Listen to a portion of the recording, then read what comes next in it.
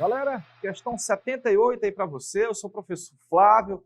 Nós estamos analisando o nosso quinto simulado aberto do sistema SEV.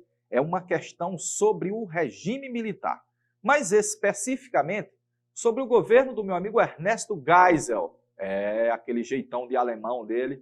Mas o Geisel, todo sisudo, ele prometeu, logo que assumiu, que levaria o país a um processo de abertura lenta, foi muito lenta, gradual, porque vai ser em migalhas, e segura. Não vai ser segura porque a própria linha dura contribuiu para atrocidades que você vai ter durante o governo do Geisel e depois ainda no governo do João Batista Figueiredo.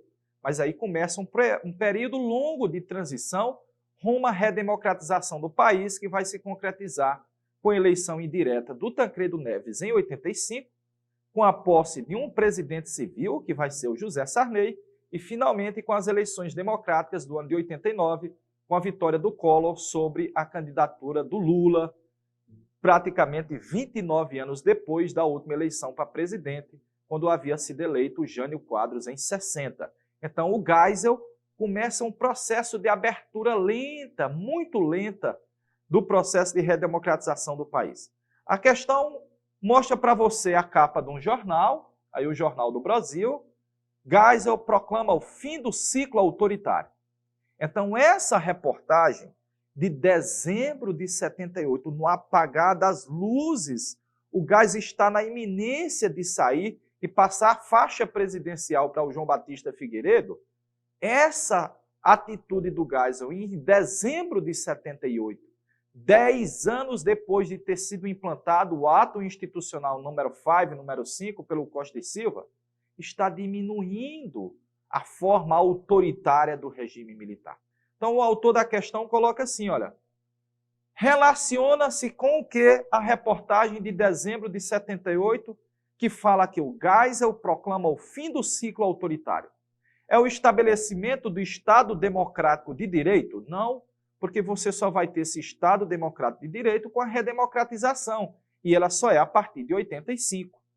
Fim das arbitrariedades do regime? Não foi fim ainda, porque você vai ter algumas medidas feitas, principalmente pela linha dura, que queria podar, que queria diminuir o processo de abertura. Lembrar do atentado ao Rio Centro em 81, que foi realizado pela linha dura. Queria protelar, queria continuar ainda a manutenção do regime militar. Então, não é o fim das arbitrariedades. Letra C. Fim da censura? Também não acabou a censura. O governo ainda continuava dando as pinceladas. Letra D de dado. Promulgação da Constituição Cidadã. Anote bem no seu simulado aberto.